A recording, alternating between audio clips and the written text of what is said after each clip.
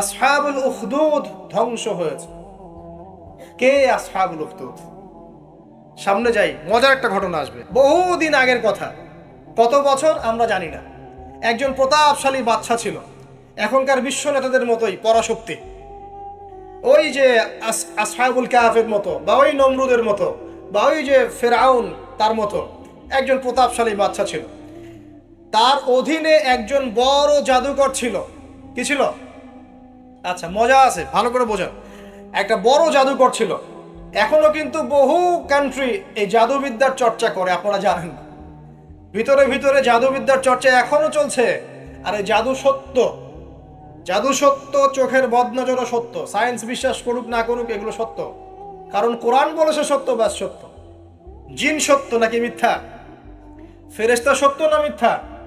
কবরের আযাব সত্য না মিথ্যা? এগুলো তো চোখে দেখা যায় না, বিশ্বাস করলেন কিভাবে? এই চোখে দেখা যায় না বিশ্বাস করেছেন বলেই তো আপনি মৌলবাদী। চোখে দেখা যায় না, অহেতুক বিশ্বাস করছেন, অতএব আপনি একজন মৌলবাদী মানুষ। বুঝতে পারছেন তো? এই বিষয়গুলো বিশ্বাস না করলে কি আপনি মুমিন হতে পারবেন? আচ্ছা, কবরের আযাব সত্য না মিথ্যা আমরা বিশ্বাস করেছি, তোমরা মরার পরে বিশ্বাস করো। আমরা মরার আগেই বিশ্বাস করেছি, তোমরা মরার পরে বিশ্বাস করো। তারপর তোমরা পাক্কা মৌলবাদী হয়ে যাবে। যখন মরার পরে যখন কঠিন কবরের আযাব শুরু হবে, দেখবা যে আইন আল ইয়াকিন। ইয়াকিন কয়েক প্রকার হয়। একটা হচ্ছে আপনার আইন আল ইয়াকিন, হাক্কুল ইয়াকিন, এরকম কথা আছে কোরআনে। মানে আইন আল ইয়াকিন মানে যে চোখে দেখলাম এবার বিশ্বাস করব। রব্বানা আবসারনা ওয়া সামি'না ফারজি'না না'মাল সালিহান ইন্না মুকিনুন। আছে না সূরা আলিফ লাম মিম সিজদা? হাফেজে কোরআন যারা আছেন, আল্লাহর সামনে জাহান্নামীরা বলবে, রব্বানা, হে আমাদের রব, আবসারনা, এই যে দেখলাম, তোমার আযাব দেখেছি আমরা, এখন পরকালের কথা। ওয়া সামি'না, এই যে শুনতে পাচ্ছি এখন আযাব। ফারজি'না, আমাদেরকে ফিরিয়ে দিন। কোথায় ফিরিয়ে দিবে? দুনিয়ায়। না'মাল সালিহান, আমরা সৎ কাজ করব। ইন্না মুকিনুন, আমাদের ইয়াকিন হয়ে গেছে। তার মানে সবাই বিশ্বাস করবে একদিন না একদিন, তাই তো? এই ঈসা ইবনে মারইয়ামকে যে মানুষ বলছে ক্রুসিফাইড, তাকে ক্রুসিফাইড করা হয়েছে, তিনি মারা গেছেন, নাউজুবিল্লাহ, বলা হচ্ছে না? আচ্ছা, ঈসা ইবনে মারইয়াম যখন নেমে আসবেন সবাই বিশ্বাস করবে না? সূরা মাইদায় এই জন্যই বলা হচ্ছে যে ঈসা ইবনে মারইয়ামকে যখন পাঠানো হবে, একজন আহলে কিতাব বাকি থাকবে না যে তার প্রতি ঈমান নিয়ে আনবে না। এমন একজন মানুষ তখন খুঁজে পাওয়া যাবে না যে তার প্রতি ঈমান আনবে না আহলে কিতাবদের মধ্যে। ঈসা ইবনে মারইয়ামকে ক্রুসিফিকশন করা হয় নাই। ঈসা ইবনে মারইয়ামকে আল্লাহ রাব্বুল আলামিন তার কাছে উঠিয়ে নিয়েছেন। আর যে আল্লাহ পুরো মহাবিশ্ব চালাতে পারেন, সে একজন মানুষকে উঠাতেই পারেন। এটার এমন কি বিষয় যে আল্লাহ রাব্বুল আলামিন আপনার দেহের মধ্যে রূহ রেখে দিয়েছেন, যার হুকুমে বের হয়ে চলে যাবে, সে আল্লাহ রাব্বুল আলামিন রাসূল সাল্লাল্লাহু আলাইহি ওয়াসাল্লামকে মেরাজে উঠিয়েও নিতে পারেন। সিম্পল, এটা অবিশ্বাস করার কি আছে? আসুন সামনে যাই। এখানে যে বিষয়টা, যে বহুদিন আগে এরকম প্রতাপশালী বাদশার অধীনে একজন জাদুকর ছিল। এই জাদুকরের যখন বয়সটা বুড়ো হয়ে গেল, তখন সে তার ওই বাদশাকে বলছে যে আমার তো বয়স শেষ, আমার এই বিশাল জ্ঞানগুলো কি করব? আমাকে একজন বালক এনে দিন, যেই বালককে আমি এসব জাদুবিদ্যা শিখিয়ে দিব। ওই যেরকম ছোট বাচ্চাদের মধ্যে একজন। তো এরকম একটা ফুটফুটে সুন্দর বাচ্চাকে খুঁজে বের করা হলো, যে বাচ্চাটা বিচক্ষণ। একে নিয়ে আসা হলো জাদুকরের কাছে। এবার জাদুকর তাকে জ্ঞান শিখায়, জাদু শিখায়। জাদু শিখাতে শিখাতে শিখাতে শিখাতে সে একটু পরিণত হচ্ছে, মানে কৈশোরে পদার্পণ করল। এখন সে যখন জাদু শিখতে আসে, আসার পথে রাস্তায় দেখে একজন পাদ্রী আছে। পাদ্রী মানে কি? পাদ্রী মানে দরবেশ, মানে যে আল্লাহ বিশ্বাস করে, হয়তো আগেকার আসমানি কিতাবে সে বিশ্বাস করে, এমন একজন পাদ্রীর সন্ধান সে পায়। সে ওই পাদ্রীর কাছে গিয়ে বসে। সেই পাদ্রী তাকে আসমানি কিতাবের যে মর্ম, যে বাণী, এগুলো শোনায়। তার কাছে খুব ভালো লাগে যে মাশাআল্লাহ, এটার ইমানের স্বাদ। যখন কোরআন শুনি আমাদের ভালো লাগে না, আসমানি কিতাব যখন শুনে তার কাছে ভালো লাগে। সে বলে যে আমি এটা শিখতে চাই। তখন এই পাদ্রী তাকে বলে, তুমি তো জাদু শিখতে যাও এই বাদশার দরবেশের কাছে, বাদশার জাদুঘরের কাছে, যদি ওরা জানতে পারে তাহলে তো সমস্যা। তাহলে উপায় কি? যখন তুমি ওখানে যাবে, যখন দেরি হয়ে যাবে, তখন বলবে বাসার থেকে বের হতে দেরি হয়েছে, বাসার থেকে বের হতে দেরি হয়েছে। আর আমার এখানে বসে যখন বাসায় যাবে, তখন বাসায় গিয়ে বলবে যে ওখান থেকে, ওই যে জাদুকরের কাছ থেকে আসতে দেরি হয়েছে। মানে কৌশল অবলম্বন করতে তিনি শিক্ষা দিলেন। এখানে আমাদেরও নসিহত আছে। সবসময় তো আর মানে একই রকম করে চললে হবে না, কৌশলের প্রয়োজন আছে না? উদউ ইলা সাবিলি রাব্বিকা বিল হিকমা, হিকমার দরকার আছে না? সত্য থেকে সরে গিয়ে নয়, কিন্তু কৌশল তো করার দরকার আছে।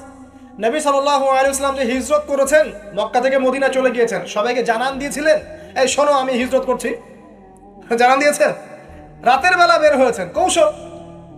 রাতের বেলা বের হন নাই, এবং তাকে মারার জন্য 4-5 থেকে লোক ঘিরে রেখেছিল, এর মধ্য দিয়ে আল্লাহ রাব্বুল আলামিন তাকে বের করে নিয়ে গেছে। তিনি কি সবার সামনে ফেসবুকে জানান দিয়েছে, এই দেখো আমরা বেরোচ্ছি? তো তোমরা তো কৌশলই বুঝো না দিনের কাজের। যে কাজ হবে 1%, আই ওয়াশ হবে 99%। এখনকার এই যুগ, হ্যাঁ, দিনের কাজ হবে 1%, আই ওয়াশ শোডাউনই বেশি। এই শোডাউন করতে করতে মানুষের চোখ লাগে, যত চোখ লাগে তত সমস্যা সৃষ্টি হয়, এবং আস্তে আস্তে আস্তে আস্তে দিনের দায়রা মাইনাস হতে থাকে। এই বিষয়টার পিছনে তোমরাও দায়ী, কৌশল তো বোঝো না। তো স্মার্ট এবং বিচক্ষণ মুসলিমদের বড় অভাব আছে এখন পৃথিবীতে। যতক্ষণ পর্যন্ত বিচক্ষণতা অর্জিত হচ্ছে না, ততক্ষণ পর্যন্ত ইসলামের বিজয় হচ্ছে না, এটা মাথায় রাখেন। তারপর সামনে যান। এবার এই বাচ্চা খুব সুন্দর করে ব্যালেন্স করলো, একবার এখানে যায়, একবার ওখানে যায়।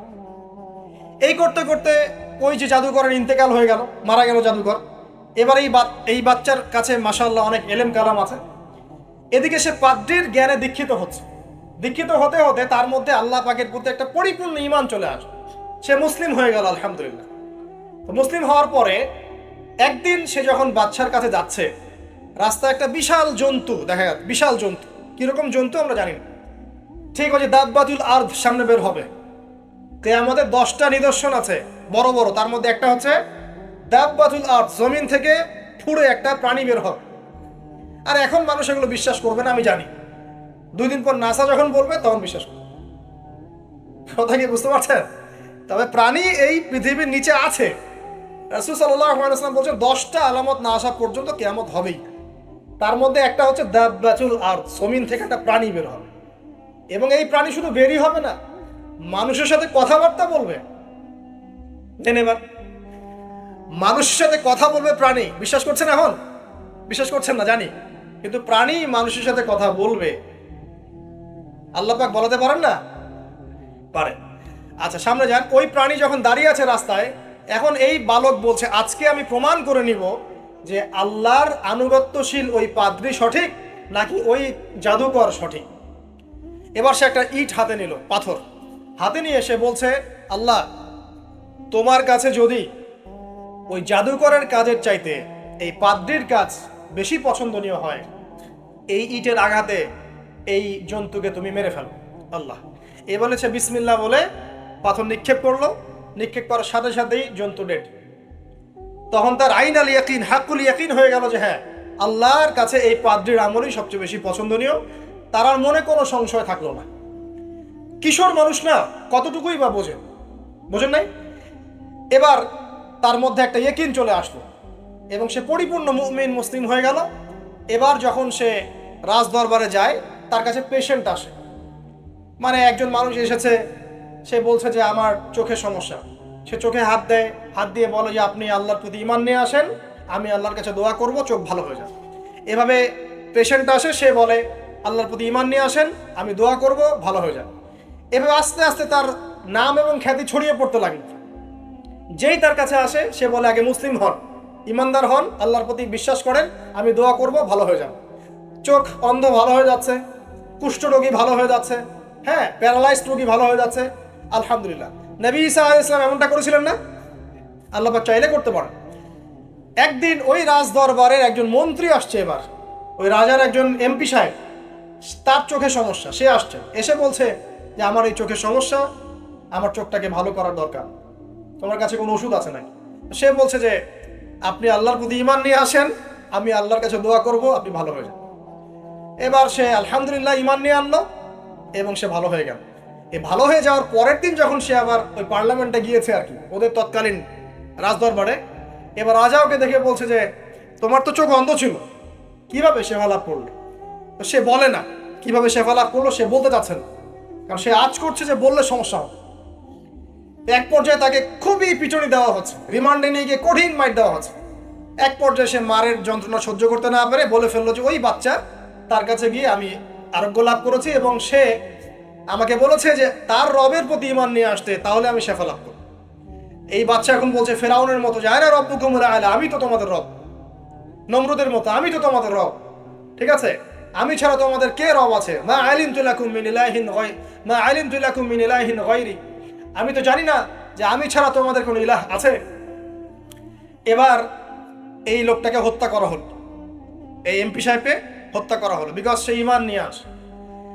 এবার সেই বালককে ডেকে আনা হচ্ছে, বলা হচ্ছে বলো তুমি নাকি তোমার রবের নাম দিয়ে মানুষের ট্রিটমেন্ট করা শুরু করেছো। তখন সেই বালক বলছে হ্যাঁ, আমি এক আল্লাহর প্রতি বিশ্বাস করি এবং তার রাসূলের প্রতি বিশ্বাস করি, তার প্রেরিত আসমানি কিতাবে বিশ্বাস করি। এখন রাজা বলছে আমি ছাড়া তোমাদের কোনো ইলাহ আছে আমি তো জানি না। এই সৈন্যবাহিনী শোনো, এই বালককে ধরো, ধরে নিয়ে গিয়ে উঁচু পাহাড়ে নিয়ে যাও, ওখান থেকে ফেলে দাও। কথা বুঝতে পারছেন? এবার তাকে নিয়ে যাওয়া হলো, ক্রস ফায়ার দেওয়া হবে, এবার উপরে নেওয়া হয়েছে একদম পাহাড়ের উপরে। এবার ওই বালক উপরে উঠে একটা দোয়া করছে, এই দোয়াটা সবাই শিখে নেন। ওই বালক উপরে উঠে দোয়া করছে আল্লাহুম্মা কফিনিহিম বিমা শি'তা, আল্লাহুম্মা কফিনিহিম বিমা শি'তা, আল্লাহুম্মা কফিনিহিম বিমা শি'তা। পাহাড় থরথর করে কাঁপা শুরু করলো এবং ওই সৈন্যবাহিনী পাহাড় থেকে পড়ে গেল। বালকের কিচ্ছু হলো না। আমি কিন্তু বানোয়াট কোনো গল্প বলছি না, এটা কোরআন থেকে বলছি এবং এটা তাফসীর। আপনি যে কোনো তাফসীর পড়েন, মারিফুল কোরআন, তাফসীর ইবনে কাসির, জালালাইন পড়ে দেখেন, পড়ে দেখেন আমার সাথে ডিবেট করার আগে। এবার সে বালক হেঁটে হেঁটে চলে আসলো রাজদরবারে। আবার কি ব্যাপার, তুমি মরো নাই? না, আল্লাহ আমাকে বাঁচিয়েছে, আমার রব আমাকে বাঁচিয়েছে। আবার পাঠানো হচ্ছে আরেক দল সেনাবাহিনীকে নিয়ে, যাও এবার ওকে সমুদ্রে নিয়ে যাও, সমুদ্রের মাছ সমুদ্রে ডুবিয়ে দিবে। আবার সে ওখানে গিয়ে বলল আল্লাহুম্মা কফিনিহিম বিমা শি'তা, হে আল্লাহ, অর্থ হচ্ছে হে আল্লাহ আমার বিপক্ষে যারা আছে আপনি যা দিয়ে ইচ্ছা ওদের বিরুদ্ধে আমাকে সাহায্য করেন। অর্থটা হচ্ছে এমন, আল্লাহুম্মা কফিনিহিম বিমা শি'তা, আল্লাহ আপনি আমার জন্য যথেষ্ট হয়ে যান, ওদের বিরুদ্ধে আমার জন্য যথেষ্ট হয়ে যান, যা ইচ্ছা তাই দিয়ে আপনি হেদায়েত করুন, মানে আমাকে হেফাজত করুন। ঠিক আছে, আল্লাহুম্মা কফিনিহিম বিমা শি'তা, ছোট্ট দোয়া। এবার ওই সমুদ্র উত্তাল হওয়া শুরু করলো এবং ওরা জাহাজ থেকে পড়ে গেল। এই বাচ্চা সেফলি আবার চলে আসলো রাজদরবারে। বিশ্বাস করছেন না? চলে আসলো।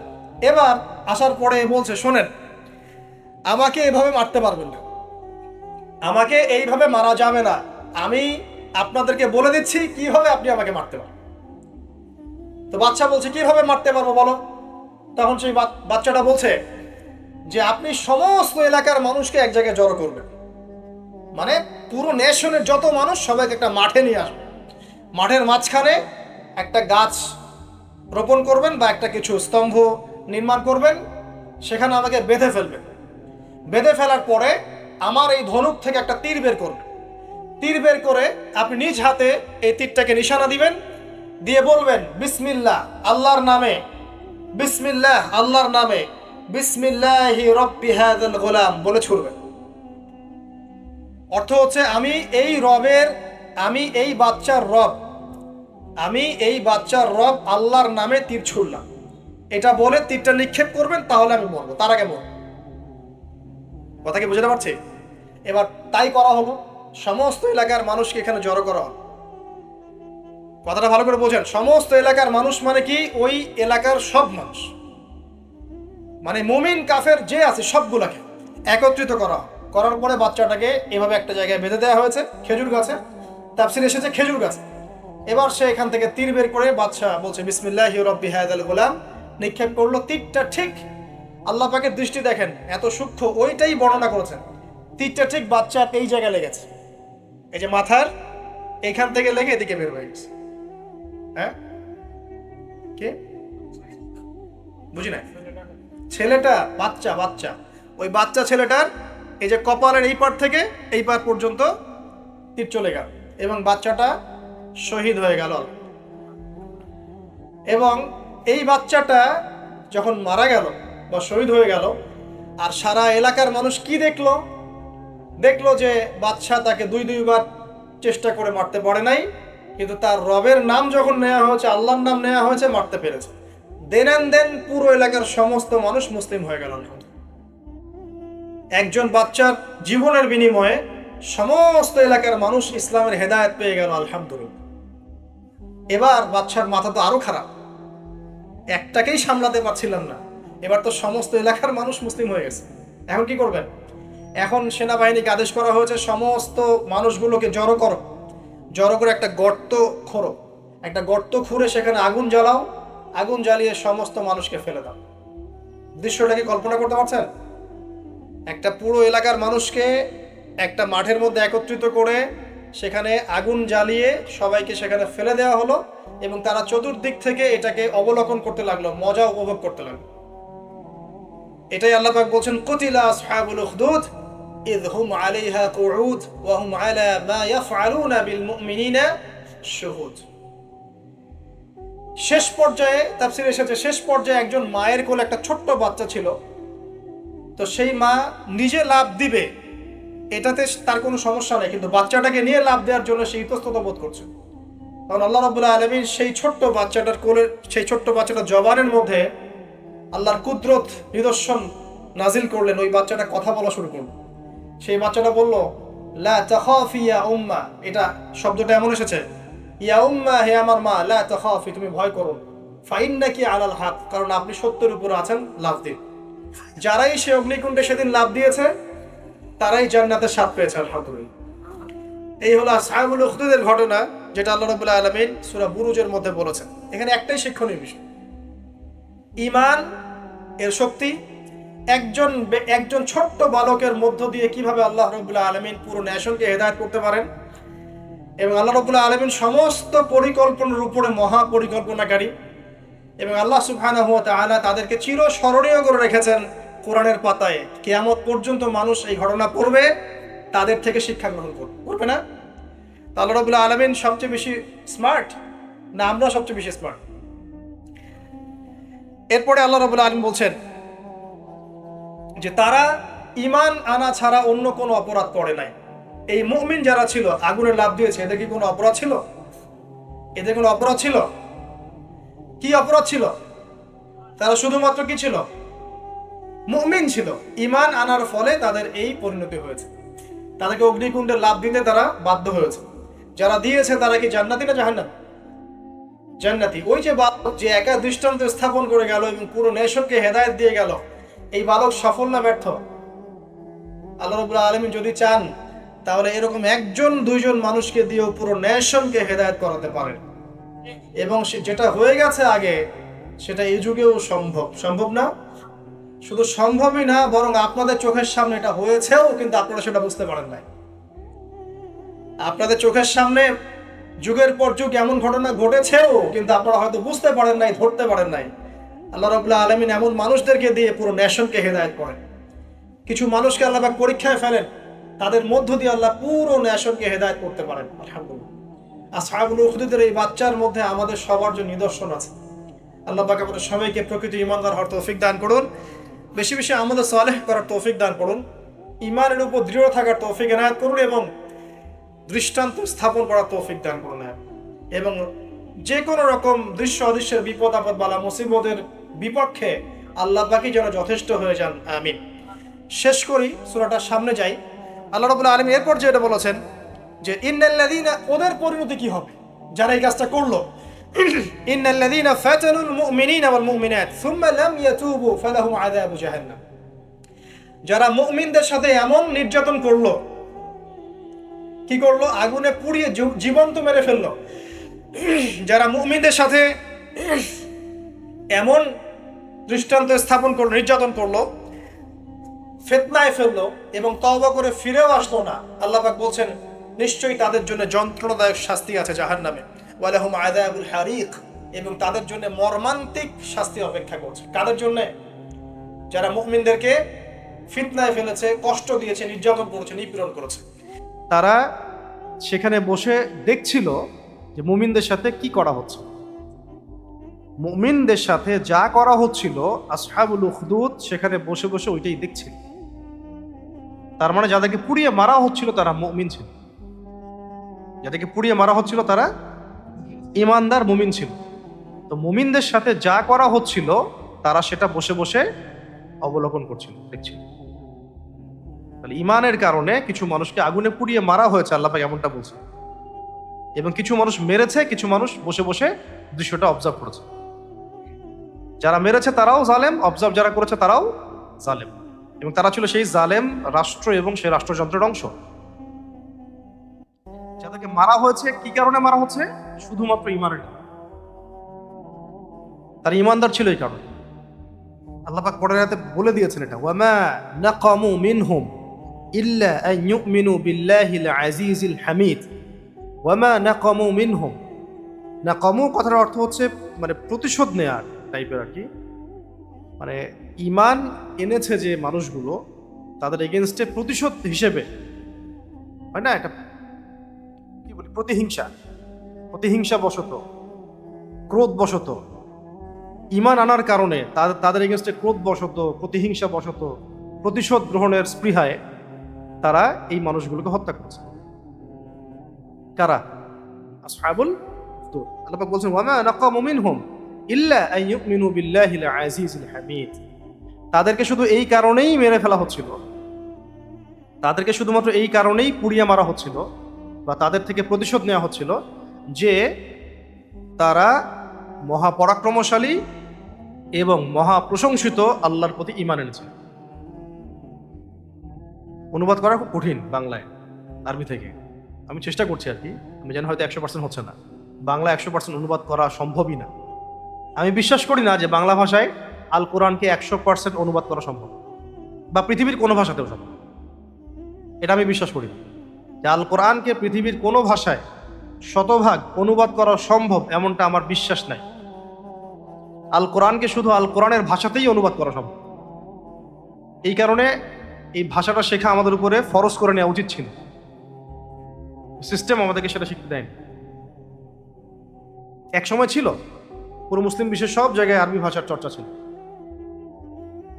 আরবিতে খুতবা দিলে জনগণ এমনি বুঝতে পারত কি বলা হচ্ছে, আমরা এখন পারছি না। তো যাই হোক, প্রসঙ্গ আসি।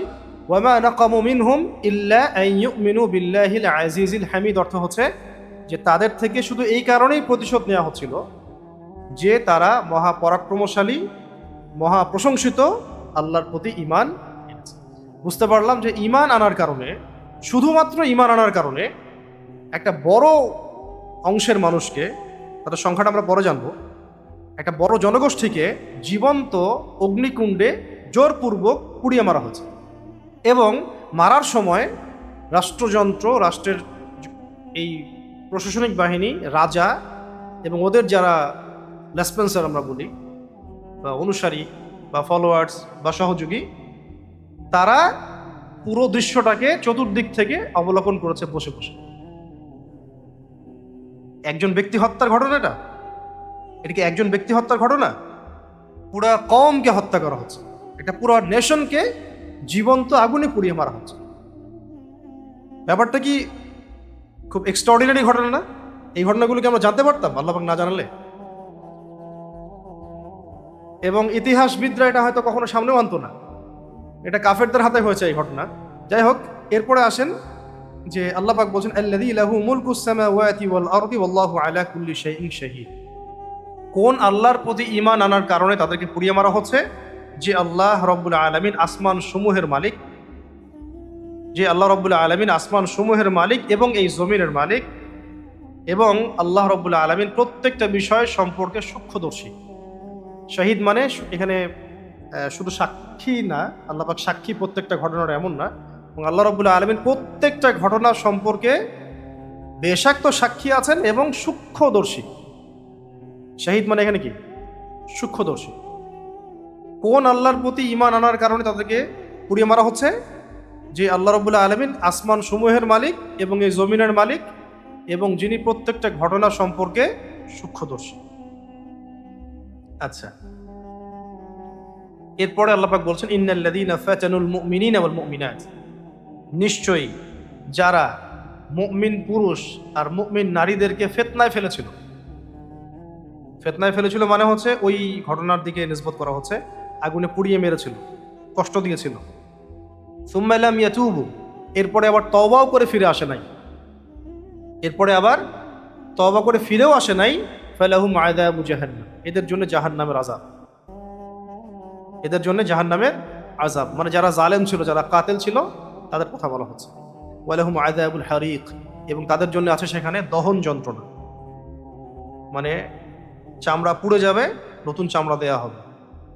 আগুনের দহন যন্ত্রণা অপেক্ষা করছে তাদের জন্যে। কাদের জন্যে? কাদের জন্যে? যারা পুড়িয়ে মেরেছিল ওই ওই মুমিন নারী পুরুষদেরকে। নিশ্চয়ই যারা ওই মুমিন নারী এবং পুরুষদেরকে ফিতনায় ফেলেছিল, অর্থ হচ্ছে পুড়িয়ে মেরেছিল, তাদের জন্য আছে দহন যন্ত্রণা। ও আরেকটা কথা মিস হয়ে গেল মাঝখানে, যে একটা কথা মিস হয়ে গেছে, সেটা হচ্ছে নিশ্চয়ই যারা ওই মুমিন পুরুষ আর মুমিন নারীদেরকে ফিতনায় ফেলেছিল, ফিতনা মানে বললাম আগুনে পুড়িয়ে মেরেছিল, এরপরে তওবা করেও ফিরে আসেন, মানে তওবার একটা সুযোগ আল্লাহ পাক দিয়েছিলেন, তওবা করেও তারা ফিরে আসে নাই, তাদের জন্য আছে জাহান্নামের আযাব এবং দহন যন্ত্রণা। আর ইন্নাল্লাযীনা আমানু ওয়া আমিলুস সলিহাত, আর যারা ঈমান এনেছিল এবং সৎ আমল সম্পাদন করেছিল বা করেছে, যারা ঈমান এনেছে এবং সৎ আমল সম্পাদন করেছে, লাহুম জান্নাত, তাদের জন্য আছে জান্নাত, তাদের জন্য আছে জান্নাত, তাজরি মিন তাহতিহাল আনহার, এবং যার তলদেশ দিয়ে নদীসমূহ বা নহরসমূহ প্রবাহিত হচ্ছে।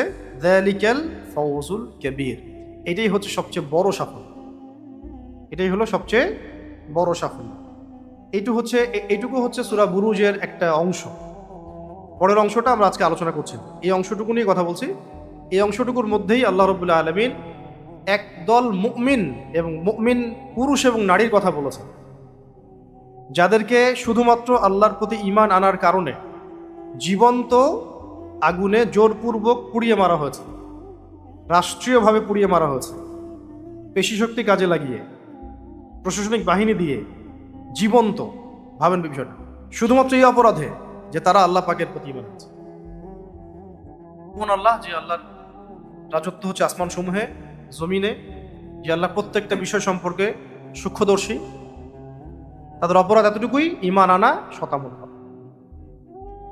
এই ঘটনাটা যখন ঘটেছে তখন আমরা কেউ ছিলাম না, যাদের সামনে কোরআন নাজিল হচ্ছে, সাহাবায়ে কেরাম এবং মক্কার অধিবাসীরা, তারাও কেউ তখন জীবিত নাই। আল্লাহ পাক এই ঘটনাটাকে এত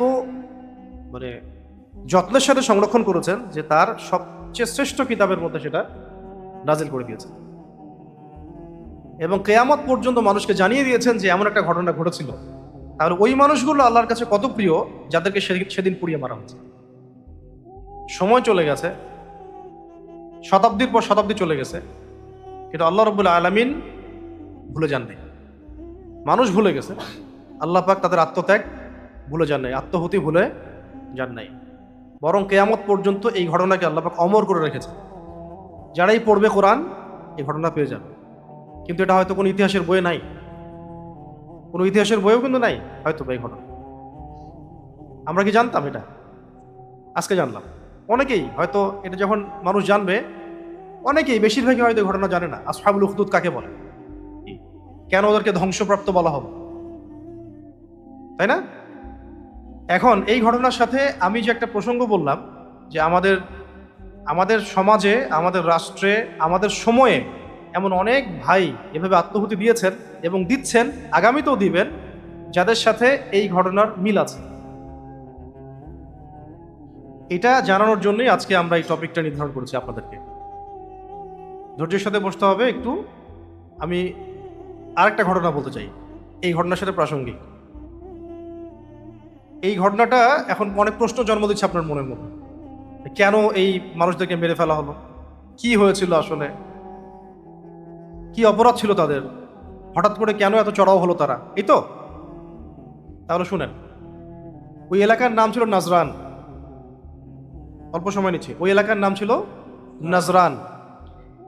এই নাজরান একটা জায়গা যেখানে বেসিক্যালি খ্রিস্টান অধ্যুষিত একটা এলাকা ছিল এক সময়। কিন্তু এর আগে এখানে ধর্মচর্চাটা অনেকটাই প্রায় বিলুপ্ত হওয়ার পথে ছিল।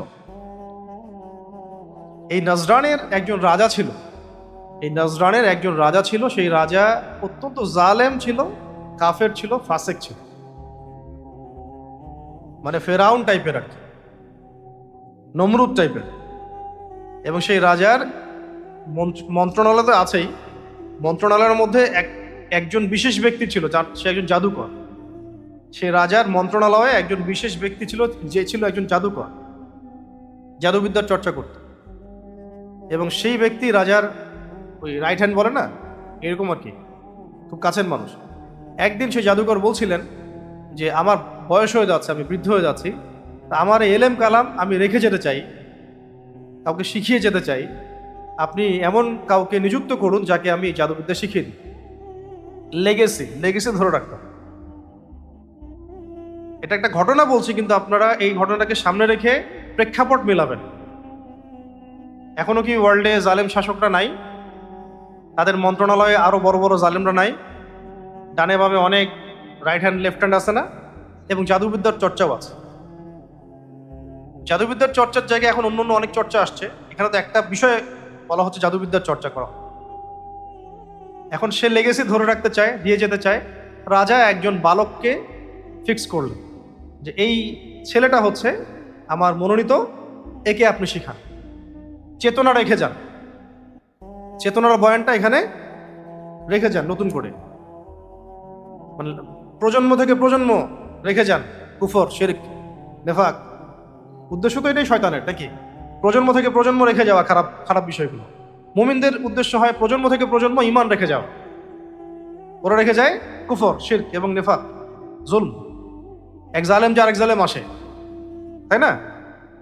এক মুশরিক যে আরেক মুশরিক আসে, এক ফেরাউন যে আরেক ফেরাউন আসে। লেগেসি ধরে রাখে তার, তো লেগেসি ধরে রাখতে চাচ্ছে সে। একটা বালককে দেওয়া হলো, সেই বালক খুব ট্যালেন্টেড, তাকে জাদুবিদ্যা শেখানো হচ্ছে।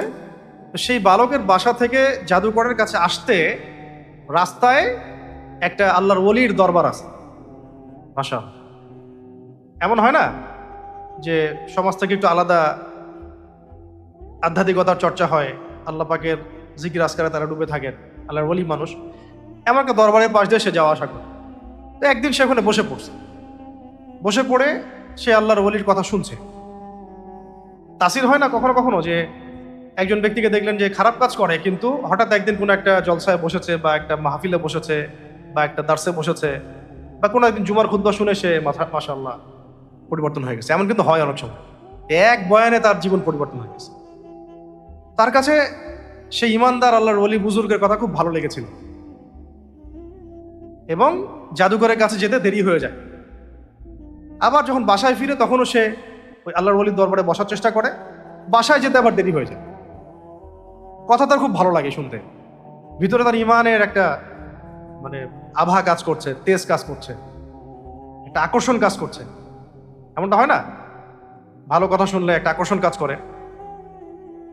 এক পর্যায়ে সে সেই বুজুর্গ মানুষকে বলল যে আমার বাসায় গেলে বাসার মা বকা দেয়, আহাল পরিবার বকা দেয়, আর ওইখানে জাদুকরের কাছে গেলে জাদুকর বকা দেয়, দেরি হলে কেন?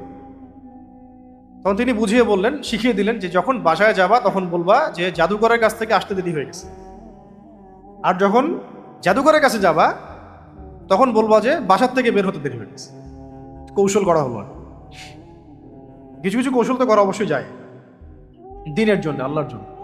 তো সেভাবে চলতে লাগলো, এবং সে আস্তে আস্তে ইমানের শিক্ষিত হচ্ছে। এদিকে আবার জাদুও শিখছে। কিন্তু তো একদিন রাস্তায় যেতে যেতে হঠাৎ একটা প্রাণীর সাথে দেখা, একটা প্রাণী, বিশাল কিম্ভূত কিমাকা, ভয়ঙ্কর একটা প্রাণী, কেউ সরাতে পারছে না রাস্তা থেকে। তখন সে ওই বালক, ও তার নাম বলা হয়নি, তার নাম হচ্ছে আব্দুল্লাহ বিন নাকিব, আব্দুল্লাহ বিন নাকিব রহমতুল্লাহ আলী।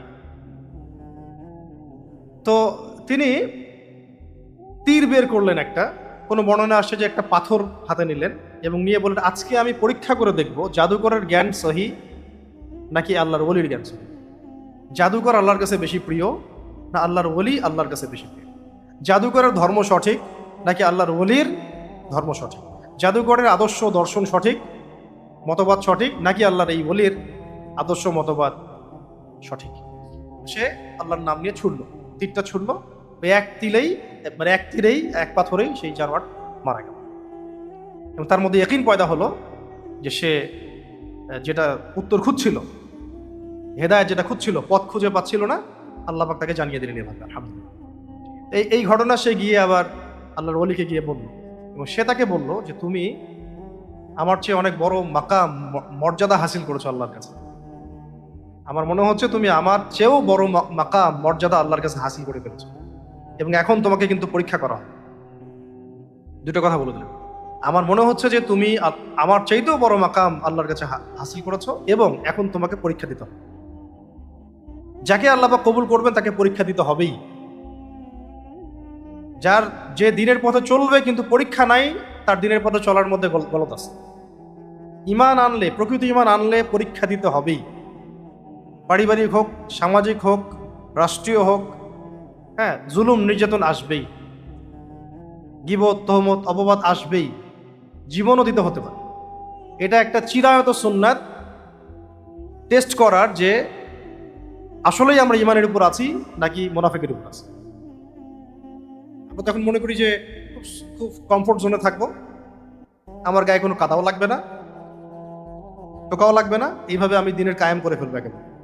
এটা কখনো সম্ভব না, কশ্চিন কালেও সম্ভব না। দিনের পথে চলতে গেলে বাধা বিপত্তি আসবেই, এবং যাকে আল্লাহ পাক যত বেশি মহব্বত করেন, যত যত পছন্দ করেন, যত উঁচু মাকাম দিতে চাবেন, তার উপর তত বেশি পরীক্ষা আসবে। এটা বাস্তব। যাদের উপর এগুলো কিছুই আসবে না, তাদের ভাবা উচিত তাদের ইমান কতটুকু পাকাপোক্ত, তাদেরই ভাবা উচিত। তার ওস্তাদ তাকে বলে দিলেন, এবার তোমাকে পরীক্ষা করা হবে। এখন তার ওস্তাদ মানে এই বুজুর্গ ব্যক্তি একটা খাস বিষয় জানতেন, সেটা হলো আল্লাহর ইসমে আজম। আল্লাহর ইসমে আজম, আপনারা প্রশ্ন করতে পারেন ইসমে আজম কি? আল্লাহ পাকের সমস্ত নামগুলোকে বলা হয় আসমাউল হুসনা, সুন্দর সুন্দর নামগুলো, যেমন আল্লাহ আর রহমান আর রহিম, আল মালিক, আল কুদ্দুস, আল সালাম, আল মুমিন, আল মুহাইমিন, আল আজিজ, আল জব্বার, আল মুতাকাব্বির, আল খালিক, আল খালিক, আল বারি, আল মুসাউবির, আছে না? বহু নাম আছে। তো এরকম নামগুলোর মধ্যে কিছু ইসমে আজমও আছে। কেউ বলেন যে একটা ইসমে আজম, কেউ বলেন একাধিক, আল্লাহ ভালো জানেন। কোন কোন কিতাবে পাওয়া যায় যে আল্লাহ নামটাই ইসমে আজম, আল্লাহ নামটাই ইসমে আজম। আবার কোন কোন জায়গায় আরো কিছু নাম অতিরিক্ত আছে যেগুলোর মধ্যে ইসমে আজম আছে এমন বলা হয়। ইসমে আজমের ফজিলত কি? এটা আল্লাহ পাকের নামগুলোর মধ্যে একটা মর্যাদাপূর্ণ, একটা শ্রেষ্ঠ নাম, যে নামের ওসিলা দিয়ে দোয়া করলে দোয়া কবুল হবে। যে নামের ওসিলা দিয়ে দোয়া করলে দোয়া কবুল হয়ে যায় ইনশাআল্লাহ, যদি বাকি বিষয়গুলো ঠিক থাকে, যেমন রিজিক হালাল আছে বা দোয়া ঠিক আছে, তাড়াহুড়া করছেন ইত্যাদি। তো কেউ বলেন আল্লাহ নামটা ইসমে আজম। তো তার ওস্তাজ মানে এই বুজুর্গ ব্যক্তি ইসমে আজম জানতেন, ঠিক আছে, এবং তিনি তার এই ছাত্রকে শিখিয়েও দিয়েছেন। এবং এটার পরীক্ষা তিনি করেছেন ওইখানে, ওই যে আল্লাহর নাম নিয়ে ছুড়লেন না, তীরটা ছুড়লেন, ওই জন্তু মারা গেল, তো সেই নাম দিয়ে কিন্তু ছুড়েছিলেন। আল্লাহ রাব্বুল আলামিনের সেই নামের বরকতে ওসিলায় ওই প্রাণী সেখানে মারা যায়, এবং সে তার ইমান পাকাপোক্ত হয়ে যায় যে হ্যাঁ, এটাই আল্লাহ পাকের ইসমে আজম, এবং আল্লাহ পাকের এই বুজুর্গ বান্দাই সঠিক পথে আছে, ওই জাদুকর সঠিক পথে নাই। বুঝতে পারছি আমি কি? আচ্ছা, এবার এই ছেলে আব্দুল্লাহ বিন নাকিব, তার নাম ডাক ছড়িয়ে পড়তে লাগলো পুরো অঞ্চলে। এমন হয় না যখন কাউকে আল্লাহ পাক কবুল করেন, আস্তে আস্তে তার পুরো এলাকার মধ্যে, দেশের মধ্যে তার নাম ছড়িয়ে পড়ে। এটা ভাইরালিজম না, এটা ভাইরালিজম। এটা ভাইরাল হওয়া মানে নাম ছড়িয়ে পড়া না। সত্যিকার অর্থেই খেদমত হচ্ছে, সত্যিকার অর্থেই কিছু কাজ হচ্ছে, ভালো কিছু হচ্ছে যেটা মানুষ গ্রহণ করছে, এটার নাম হচ্ছে ছড়িয়ে পড়া। শুধু পরিচিতি লাভ করা, ভাইরাল হয়ে যাওয়াটা কিছুই না, এটার কোনো মূল্যই নাই আল্লাহর কাছে, এটা ক্ষতির বিষয়। নামটা ছড়িয়ে পড়তে লাগলো, এবং যে তার কাছে যে সমস্যা নিয়ে আসে, কারো কুষ্ঠরোগ, কারো চোখের অন্ধত্ব, কারো অন্য কোনো রোগ, দুরারোগ্য কোনো ব্যাধি ইত্যাদি ইত্যাদি, যেই তার কাছে আসে সে তাকে বলে আল্লাহর প্রতি ঈমান নিয়ে আসো, আমি তোমার জন্য আল্লাহর কাছে দোয়া করব, ইনশাআল্লাহ তুমি শেফা লাভ করো। কুষ্ঠরোগী আসে, বলে আমার রোগ, বলে আল্লাহর প্রতি ঈমান নিয়ে আসো, ঠিক আছে আমি ঈমান নিয়ে আসলাম। সে তখন সেই ব্যক্তির জন্য দোয়া করে, সাথে সাথে ভালো হয়ে যায়।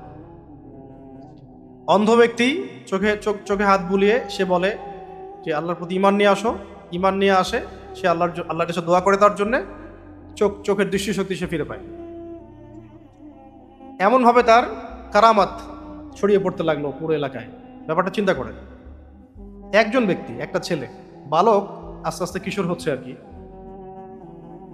এখন ওই যে রাজ দরবারের কথা বললাম, নাজরানের সেই বাদশাহ রাজ দরবারের একজন মন্ত্রী, অনেকটা ধরেন আমাদের উপদেষ্টাদের মধ্যে কেউ একজন, ধরেন সে আর কি, বোঝানোর জন্য বললাম আর কি, বা মন্ত্রীদের মধ্যে কেউ, সংসদ সদস্যের মধ্যে কেউ, তার চোখে সমস্যা হয়েছে, চোখ নষ্ট হয়ে গেছে, একটা নষ্ট হয়ে গেছে চোখ। সেই মন্ত্রী আসছে, আসার পরে বলেছে, আমি শুনেছি আপনি চিকিৎসা করতে পারেন, ভালো করতে পারেন, আমার জন্য আপনি কিছু করেন। সেই বালক স্ট্রেট বলে দিয়েছে যে আমি কিছু করতে পারি না, আমি কিছু করতে পারি না, যা ক্ষমতা সব আমার রবের। আপনি যদি আমার রবের প্রতি ঈমান নিয়ে আসেন, আমি আপনার জন্য দোয়া করব, ইনশাআল্লাহ আপনার চোখ ভালো হয়ে যাবে। তো সে তাই করলো, ঠিক আছে, ঈমান নিয়ে আসলো। সেই ব্যক্তি তার চোখে হাত দিল, মানে বালক তার চোখে হাত দিয়ে আল্লাহর কাছে দোয়া করে দিল। আল্লাহ রব্বুল আলামিনের রহমতে তার চোখের দৃষ্টিশক্তি ফিরে আসলো। এবার পরের দিন সেই মন্ত্রী যখন গিয়েছে রাজ দরবারে, তো রাজা, মানে প্রধানমন্ত্রী আর কি, প্রধানমন্ত্রী বা প্রাইম মিনিস্টার বা প্রেসিডেন্ট বা প্রধান উপদেষ্টা যাই বলেন, তো সে দেখেছে কি ব্যাপার, তোমার না চোখ অন্ধ ছিল, কিভাবে ভালো হলো? সে বলেছে যে আমার রব ভালো করে দিয়েছে, আমার রব ভালো করে দিয়েছে। তো রাজা বলছে, তার মানে আমি? না না, আপনি কেন? আপনি না, যিনি আপনার রব, আমার রব সবার রব। এই কথা কোত্থেকে শিখলা? আমার জানা মতে তো এই এলাকায় আমি ছাড়া আর কেউ রব নাই, তোমাদের কওমের মধ্যে তো আমি ছাড়া আর কেউ রব নাই। ফেরাউনের মতো আর কি। ফেরাউন কি বলেছিল যে আনা রব্বুকুমুল আ'লা, আমি তোমাদের মহান রব, আমি তোমাদের মহান প্রভু, আমি ছাড়া তোমাদের কোনো প্রভু আছে আমি তো জানি না। তো ওরা যে অর্থে রব বলতো না, এখনকার বিশ্বের পরাশক্তি আপনি যাদের কথা বলছেন, তারাও একই অর্থেই রব দাবি করে। শুধু শুধু ওরা বলে যে উপরওয়ালা একজন আছে। জমিনের মধ্যে যত বিধান, আইন, যা যা সিস্টেম, এগুলো তারা নিজেদের মন গড়া উসুলেই করে। আল্লাহর বিধানকে তারা মোটেই পরোয়া করে না। কোনো কোনো ক্ষেত্রে বলতে পারি যে 5 পয়সাও পরোয়া করে, বরং আল্লাহর বিধানের বিপরীত বিধান তারা চাপিয়ে দেয়। এবং কিভাবে আল্লাহ রাব্বুল আলামিনের দিনকে জমিন থেকে মিটিয়ে ফেলা যাবে, সেই প্রচেষ্টায় সারা দিন রাত ব্যস্ত থাকে। এমন কোনো সেক্টর নাই যে সেক্টর দিয়ে তারা চেষ্টা করে না আল্লাহর দিনকে জমিন থেকে মিটিয়ে ফেলে। ওইটা আল্লাহ পাক মুখের ফুৎকারের সাথে তুলনা করেছেন। ইউরিদুনা লিইউতফিউ নূরাল্লাহি বিআফওয়াহিহিম ওয়াল্লাহু মুতিম্মু নূরিহি ওয়ালাউ কারিহাল কাফিরুন। সূরা সফের মধ্যে আছে যে তারা চায় নিজেদের মুখের ফুৎকারে আল্লাহর নূরকে নিভাই ফেলবে। আল্লাহ রাব্বুল আলামিন তার নূর বা আলোকে প্রজ্বলিত করবেন, যদিও কাফেররা এটা পছন্দ করে না। তো সেও বলছে যে তার মানে আমি না, আপনি না, আপনার আমার উভয়ের রব আল্লাহ। তুমি এটা কোত্থেকে শিখছো? আমি শিখেছি এই বালকের কাছে। ঠিক আছে, প্রথমে তো মন্ত্রীকে আচ্ছা মতো মাইট দেওয়া হলো আর কি, যেটা ওই তো কাজ তো এটাই, ইমানদারদের এগেনস্টে কাজ তো একটাই, ধরো আর পিটাও, ধরো আর মারো, জেল দাও, শুলি দাও, ফাঁসি দাও বা ইত্যাদি ইত্যাদি, এছাড়া আর কি করার? তো এখন এই বালককে ডেকে আনা হলো, বলো তোমাকে না জাদুবিদ্যা শিখতে দিছিল? তুমি তো জাদুবিদ্যা অনেক ভালো পারদর্শিতা অর্জন করছো দেখি, তুমি তো চোখ ভালো করে দিচ্ছ, কুষ্ঠরোগী ভালো করে দিচ্ছ, বাহ। সে বলছে না, আমি তো জাদুবিদ্যা দিয়ে এটা করছি না, বরং আমি আমার রবের কাছে দোয়া করলে আমার রব সেটা ভালো করবে। তোমার রব কে? আমি ছাড়া তোমার আবার কোন রব আছে? যে রব আপনাকে সৃষ্টি করেছেন, যে রব আমাকে সৃষ্টি করেছেন, যে রব আপনাকে সৃষ্টি করেছেন, আমাকে সৃষ্টি করেছেন, যিনি আপনার রব, আমার রব, আসমান সমূহের রব, জমিনের রব, যিনি ছাড়া কোনো ইলাহ নাই। তখন বলছে এই কথা তুমি কোত্থেকে শিখলা? এই কথা শিখিয়েছে আমাকে অমুক বুজুর্গ, ওই বুজুর্গ বান্দা। কোন বুজুর্গ? ওই যে রাস্তায় যার ঘরে বসতেন, যার দরগায় তিনি বসতেন। এখন না না, বাচ্চাদেরকে ধরো তো, একটু ডিস্টার্ব করতেছে, কথা বলো না। কোথায় ছিলাম ভাই? এবার এই বুজুর্গকে ডেকে আনা, এবার এই বুজুর্গকে ডেকে আনা হলো, রিমান্ড ধরো এটাকে অ্যারেস্ট করো। এবার এই বুজুর্গকে যখন ডেকে আনা হলো, এই বুজুর্গ ব্যক্তিকে বলা হচ্ছে যে আপনি এগুলো কি শিখিয়েছেন? আমার এই বালককে।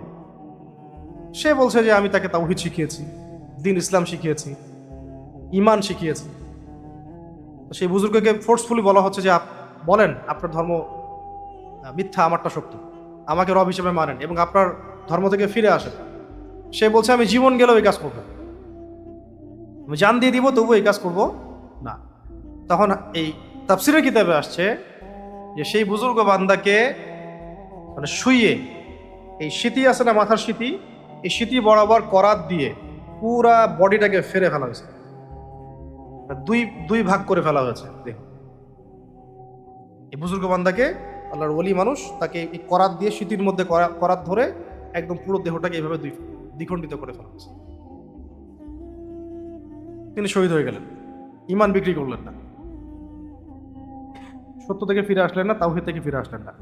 এবার এই বালককে বলা হলো সেনাবাহিনীকে লেলিয়ে দিয়ে যে ওকে পাহাড়ের উপরে নিয়ে যাও, নিয়ে গিয়ে ফেলে দাও। ঠিক আছে, এখন বালককে নিয়ে যাওয়া হচ্ছে পাহাড়ের উপরে। এবার বালক পাহাড়ের উপরে ওঠার সময় আল্লাহর কাছে দোয়া করছে। সে তো ইসমে আজম জানে, সে কি জানে? সেই ইসমে আজমের ওসিলা দিয়ে সে দোয়া করছে যে আল্লাহ রব্বিক ফিনিহিম বিমা শিত। দোয়াটা মুখস্থ করে নেবেন। যে কোনো জুলুমের শিকার হন, যে কোনো জুলুমের শিকার হন বা আপনি নিরপরাধ, আপনার উপরে মানে টর্চার করা হচ্ছে বা অত্যাচার করা হচ্ছে বা জুলুম করা হচ্ছে, আপনি আসলেই ইনোসেন্ট, আপনি আসলেই মাজলুম, আসলেই আপনি মাজুর এবং আপনি আসলেই নিরপরাধ, আপনার কোনো দোষ নাই, কিন্তু আপনি জুলুমের শিকার হচ্ছেন। এমন অবস্থায় কানেকশন উপরে, কানেকশন কোথায়? উপরে। এবং এটা হচ্ছে সেই দোয়া, রব্বিক ফিনিহিম বিমা শিত। বা শক্তিশালী শত্রু আপনার সামনে, লড়াই করার আপনার ক্ষমতা নাই, শত্রু বাতিল কিন্তু শক্তিশালী, লড়াই করার ক্ষমতা আপনার নাই, আমার নাই, তখন এটা হচ্ছে আমাদের অস্ত্র। সেই বালক বলল রব্বিক ফিনিহিম বিমা শিত, হে আমার রব, হে আমার আল্লাহ, আপনি যে মানে যা চান, যেভাবে চান সেভাবেই এই শত্রুদের বিরুদ্ধে আমার জন্য যথেষ্ট হয়ে যায়। অর্থটা হচ্ছে এরকম, রব্বিক ফিনিহিম বিমা শিত, হে আমার রব, আপনি তাদের বিরুদ্ধে আমার পক্ষে যেভাবে চান যথেষ্ট হয়ে যাবে। কিভাবে আল্লাহ করবেন সেটা আল্লাহ আপনার ব্যাপার, আপনি যেভাবে চান যথেষ্ট হয়ে যাবে। পাহাড় কাঁপা শুরু করল, পাহাড় কাঁপতে কাঁপতে একটা একটা করে সেনাবাহিনী সদস্য পড়ে যাচ্ছে, ওদের সৈন্যবাহিনী। আর বালক সেফ অ্যান্ড সাউন্ড নেমে গেল পাহাড় থেকে, তাকে কিছু করতে পারলো না। দোয়াটার নাম কি? দোয়াটা কি বললাম? রব্বিক ফিনিহিম বিমা শিত, রব্বিক ফিনিহিম বিমা শিত। এটা মুখস্থ করে নেবেন। আরেকটা দোয়া আছে, আল্লাহুম্মা ইন্না নাজআলুকা ফি নুহুরিহিম ওয়া নাউযু বিকা মিন শুরুরিহিম। আল্লাহুম্মা ইন্না নাজআলুকা ফি নুহুরিহিম ওয়া নাউযু বিকা মিন শুরুরিহিম। এটা একটা দোয়া আছে। আরো আছে, আল্লাহুম্মা মুনজিলাল কিতাব ওয়া সারিআল হিসাব ইহজিমিল আহজাব আল্লাহুম্মা হাজিমহুম ওয়া জালজিলহুম। এটা আরো অনেক বড় কঠিন দোয়া, অত বড় দোয়া সবসময় করতে হয় না। রব্বিক ফিনিহিম বিমা শিত। আচ্ছা, এবার রাজদরবারে যখন সে চলে আসছে, কি ব্যাপার, তোমাকে না মারতে পাঠালাম, তুমি এভাবে চলে আসলা যে আপনার সেনাবাহিনী আমাকে মারতে পারে না। ঠিক আছে, আরেকটা এবার স্পেশাল ফোর্স পাঠানো হচ্ছে, একে ধরে সমুদ্রে নিয়ে যাও, সমুদ্রে নিয়ে মাছ সমুদ্রে ডুবিয়ে দিবে। ব্যাস, নিয়ে যাওয়া হলো। সমুদ্রের মাঝখানে গিয়ে আবার একই দোয়া, রব্বিক ফিনিহিম বিমা শিত, রব্বিক ফিনিহিম বিমা শিত। ব্যাস, সমুদ্র উদ্বেলিত হওয়া শুরু হলো, ঝড় আসা শুরু হলো, ডুবে যাচ্ছে জাহাজ এবং ওই তাদের সেনাবাহিনী সবাই একে একে ডুবে মরে গেল। ওই ছেলের কিছুই হলো না, সে সুন্দর মতো সাঁতরে চলে আসলো আবার রাজদরবারে আসার পরে তাকে বলা হচ্ছে যে তোমাকে এবারও মারতে পারে নাই, এবারও মারতে পারে, তা আপনার সেনাবাহিনী, আপনার পুরো রাজত্বের শক্তি মিলে আপনি আমাকে মারতে পারবেন, আপনার পক্ষে আমাকে মারা সম্ভব না, শুধু একটা উপায় আছে যে উপায়ে আপনি আমাকে মারতে পারবেন। তো রাজা জিজ্ঞাসা করছে কি সেই উপায়? শুধু একটা উপায় আছে যে উপায় দিয়ে আপনি আমাকে মারতে পারবেন। রাজা বলছে সেটা কি উপায়? তখন সেই ব্যক্তি, অর্থাৎ ওই বালক বলতে এখন তো একটু যুবকের মতোই, কিশোর যুবক, সে বলছে যে আগে এই পুরো এলাকার মানে এই পুরো রাজ্যের সমস্ত মানুষকে একটা জায়গায় জড়ো করতে হবে। আগে এই রাজ্যের সমস্ত মানুষকে একটা ময়দানে একত্রিত করতে হবে, আমাকে একটা খেজুর গাছের সাথে বেঁধে দিবেন, দিয়ে আমার এই পিছন থেকে একটা তীর বের করবেন, এবং সেই তীর যখন ছুড়বেন তখন বলবেন বিসমিল্লাহি রব্বি হাযাল গুলাম, অর্থাৎ এই বালকের রবের নামে তীর ছুটছে, এই বালকের রবের নামে তীর ছুটছে। তো যারা খুব স্বৈরাচারী হয়, জালেম হয়, হ্যাঁ, প্রতাপশালী হয়, তারা কিন্তু মাথা মোটা হয়। তারা সামান্য দুনিয়ার মানে তারা তো অদূরদর্শী হয়, পরকাল তো দেখে না, পরকাল তো দেখেই না, এমনকি দুনিয়ারও হয়তো খুব কিঞ্চিত, আমরা বলি না কাছের ভবিষ্যৎ দেখতে পারে, অদূর ভবিষ্যৎ দেখতে পারে, কিন্তু ডিপ ফিউচার দেখতে পারে না। ওই বাসিরা প্রজ্ঞা তাদের থাকে না, একটু মাথা মোটা টাইপের হয় আর কি। পেশি শক্তি কাজে লাগায়, মনে করে যে মার কাট করলেই সব সমাধান হবে। আসলে বিজয় যে আসলে আদর্শের, মুহাম্মদ সাল্লাল্লাহু আলাইহি ওয়াসাল্লাম দুনিয়াতে এখন নেই, কিন্তু তার আদর্শ যে কোটি কোটি কোটি কোটি মানুষের হৃদয়ের মধ্যে আছে। বিজয়টা কাকে বলে? আসলে ইব্রাহিম আলাইহিস সালাম দুনিয়াতে নেই, ইব্রাহিম আলাইহিস সালামের তাওহীদের চেতনা কোটি কোটি মানুষের মধ্যে আছে না? কিন্তু ইনস্ট্যান্ট তারা যেটা দেখে সেটাকে বিজয় মনে করে। জালেমরা ইনস্ট্যান্ট যেটাকে দেখে ওটাকে বিজয় মনে করে। এখন আমরা জানি বিজয় মানে হচ্ছে পরকালীন চিরস্থায়ী সাফল্য। দুনিয়াতেও ইমান সত্য বিজয় লাভ করে, ইনসাফ বিজয় লাভ করে, কিন্তু হয়তো দৃশ্যমান হতে একটু সময় লাগে, দৃশ্যমান হতে একটু সময় লাগতে পারে। তো এই রাজাও একটু মাথামোটাই ছিল, সে মেনে নিল প্রস্তাব, ঠিক আছে। পুরো রাজ্যের সমস্ত মানুষকে একটা মাঠের মধ্যে ডেকে নিয়ে আসলো। চিন্তা করেন দৃশ্যটা, একটা রাজ্যের বেশিরভাগ মানুষকে সে একটা বিশাল ময়দানে একত্রিত করেছে এবং বাচ্চাটাকে মানে বালকটাকে গাছের সাথে বেঁধে ফেলছে এবং তার তীর ধনুকটা নিয়ে সবার সামনে তীর নিক্ষেপ করছে আর বলছে বিসমিল্লাহি রব্বি হাযাল গুলাম, বিসমিল্লাহি রব্বি হাযাল গুলাম, আল্লাহর নামে তীর ছুটছি, মানে সরি এই বালকের রবের নামে তীর ছুটছি, এই বালকের রবের নামে তীর ছুটছি। তীরটা ছোড়া হলো এবং তাফসীরের কিতাবে আসছে যে তীরটা গিয়ে ঠিক বালকের এই কানের নিচে গিয়ে লাগলো। কোথায়? ঠিক বালকের কানের নিচে গিয়ে লাগলো, তীরটা স্ফোর হয়ে গেল। কারোর সাথে মেলান, কারোর সাথে মেলে?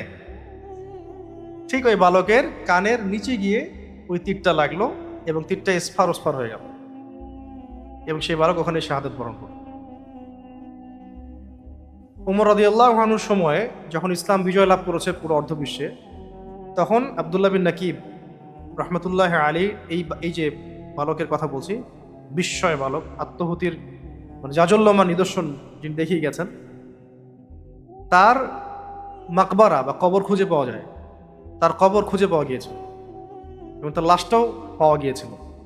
দেখা গিয়েছিল যে তার লাশটা ঠিক ওইভাবে আছে এবং ওই জায়গায় যেখানে তীর লেগেছিল ওখানে হাতটা ওখানেই আছে, এইভাবেই তিনি আছেন।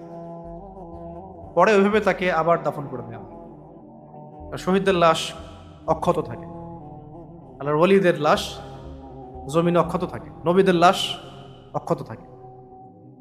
এখনো বহু মানুষের এমন কবর থেকে লাশ বের হয়ে যায়, এখনো লাশ অক্ষত আছে, এমন হয়। কিন্তু নবীদের তো হবেই, নবীদের তো মাটি তো হারাম করে দেওয়া হয়েছে, মাটির উপরে এটা হারাম করে দেওয়া হয়েছে।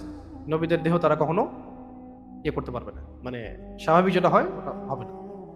তো আব্দুল্লাহ বিন নাকিব রহমতুল্লাহ আলী তার লাশটা অক্ষতই আছে এখনো। তো এখন যখন মানুষ দেখলো, খেয়াল করে দেখেন বিষয়টা, যখন মানুষ দেখলো যে এই রাজা এই বাচ্চাটাকে মারতে পারছিল না, এত চেষ্টা করলো মারতে পারলো না, শেষমেশ সবাইকে একত্রিত করে এই বাচ্চার রবের নামে তীর ছোড়ার পরে সেই বাচ্চা মারা গেল। তখন পুরো এলাকার, পুরো কওমের, পুরো জাতির সব মানুষ এই বার্তা এবং দাওয়াত পেয়ে গেল যে এই রাজা প্রকৃত ইলাহ নন, বরং প্রকৃত ইলাহ হচ্ছেন যিনি ওই বালকের রব এবং আমাদের সবার রব।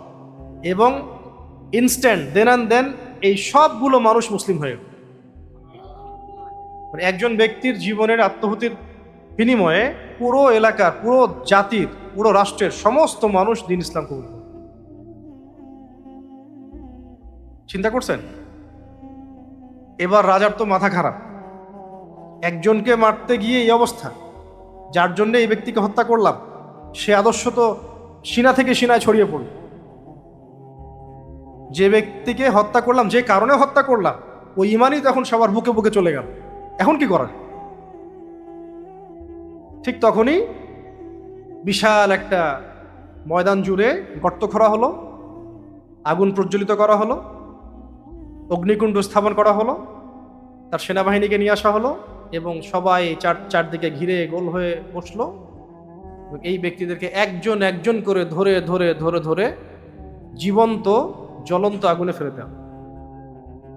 একসাথে প্রায় 20,000-এর মতো মানুষকে হত্যা করা, একসাথে একটা অগ্নিকুণ্ডের মধ্যে প্রায় 20,000 মানুষকে হত্যা করা। এটা একটা ঐতিহাসিক ঘটনা, যেটা আল্লাহ পাক কোরআনে বলেছেন, তাফসীরে বিস্তারিত আছে। একজন একজন করে ফেলা হচ্ছিল, তারা সবাই ইমানের পরীক্ষায় পাশ করছিলেন, সবাই লাফ দিচ্ছিলেন। যারাই লাফ দিয়েছে আগুনে, যাদেরকে ফেলা হয়েছে আগুনে, তারা আগুনে পড়া মাত্রই জান্নাতে চলে গেছেন।